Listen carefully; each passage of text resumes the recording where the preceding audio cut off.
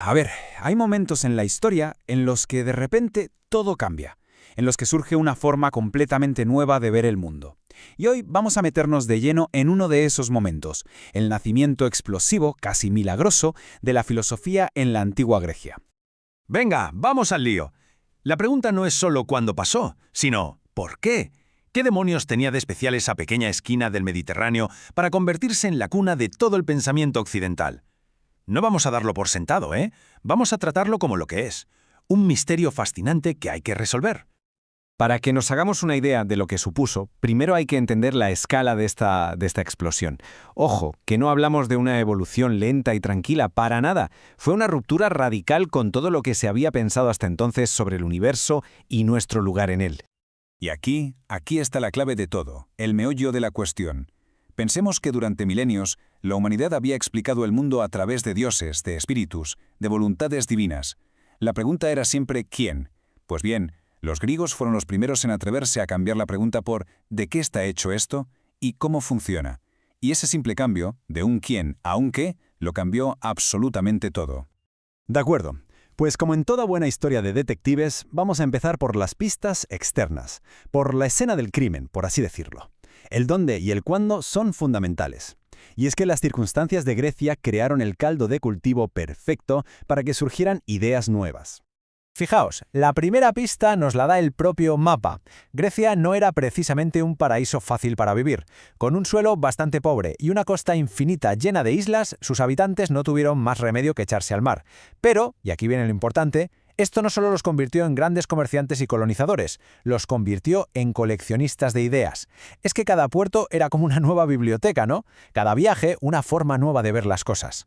Claro, y hay que ser justos, los griegos no se inventaron todo de la nada, ¿eh? Bebieron muchísimo de los conocimientos prácticos de las grandes civilizaciones de Oriente. Pero aquí está la magia, la diferencia brutal. Para un egipcio la geometría era una herramienta, servía para medir los campos después de las crecidas del Nilo. Práctico. Para un griego la geometría se convirtió en la llave para entender el orden secreto del universo. Vieron más allá de lo práctico y buscaron la teoría. Esa es la diferencia. Bueno, ya hemos visto el fuera. Ahora toca mirar dentro. Dejamos el mapa, la geografía y nos metemos de cabeza en algo mucho más sutil. La mentalidad, el alma de los antiguos griegos. ¿Qué se cocía en sus cabezas para que pasara algo así? El espíritu griego no era una cosa simple y armoniosa, ni mucho menos. Era un campo de batalla, una tensión constante entre dos fuerzas opuestas. Por un lado, lo apolíneo, ya sabéis, el dios Apolo, el orden, la luz, la razón, la serenidad. Y por el otro, lo dionisíaco, el dios del vino, del éxtasis, el caos, la oscuridad, la pasión desbordada, lo irracional. Y lo genial es que la filosofía, el arte, todo lo grande que crearon, no nació de la victoria de uno sobre otro, sino precisamente del choque, de esa lucha brutal entre los dos. Y esa dualidad se ve clarísima en su religión. A ver, uno tiende a pensar en Zeus, Hera, Apolo, los dioses del Olimpo, ¿no? Con sus líos y sus historias.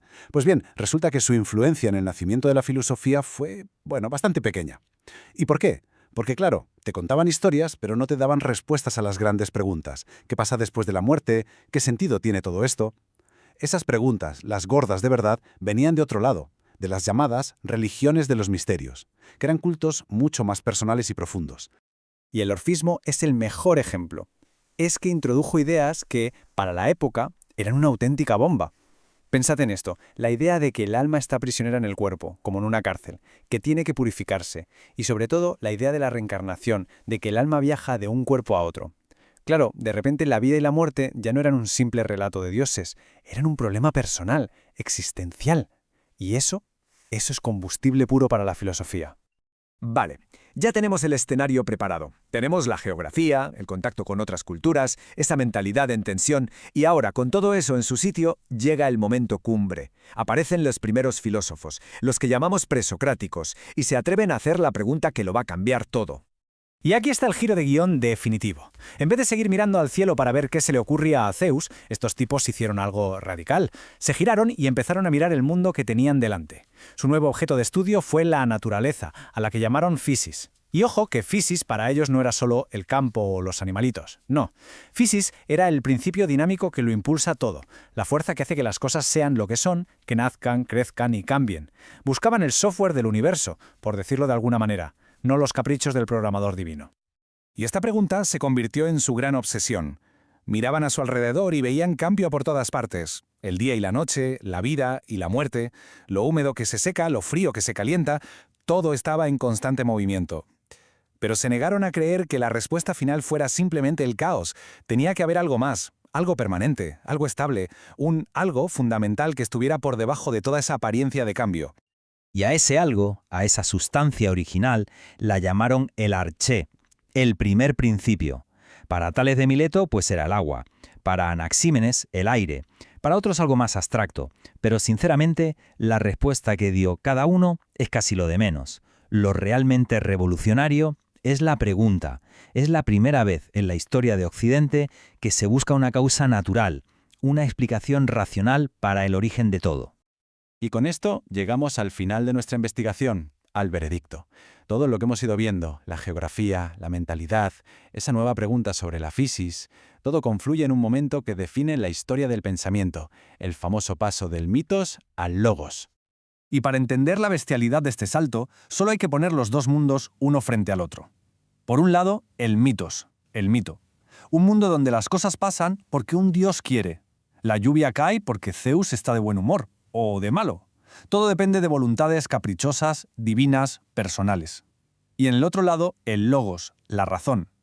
Un mundo donde la lluvia cae por un ciclo de evaporación y condensación. Un proceso que sigue unas leyes fijas, necesarias, que se pueden estudiar y comprender.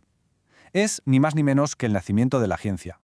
Pero, cuidado, y este matiz es súper importante. Esto no fue como apagar una luz y encender otra. No fue una ruptura limpia y total. La cosa fue mucho más gradual. Los primeros filósofos en sus explicaciones todavía usaban un lenguaje heredado del mito, hablaban de justicia o de equilibrio en el cosmos como si la naturaleza tuviera una moral, o sea que el mito todavía estaba ahí, resonando en el fondo de sus nuevas ideas. Y claro, esto nos deja con una última pregunta, una pregunta un poco incómoda, si se quiere. Si celebramos a los griegos por habernos dado la razón, el logos, pero resulta que su logos nació empapado de mitos, ¿cuánto de mito, cuánto de relato, cuánto de creencia no demostrada queda todavía escondido en nuestra propia razón, en nuestra ciencia del siglo XXI? Ahí lo dejo.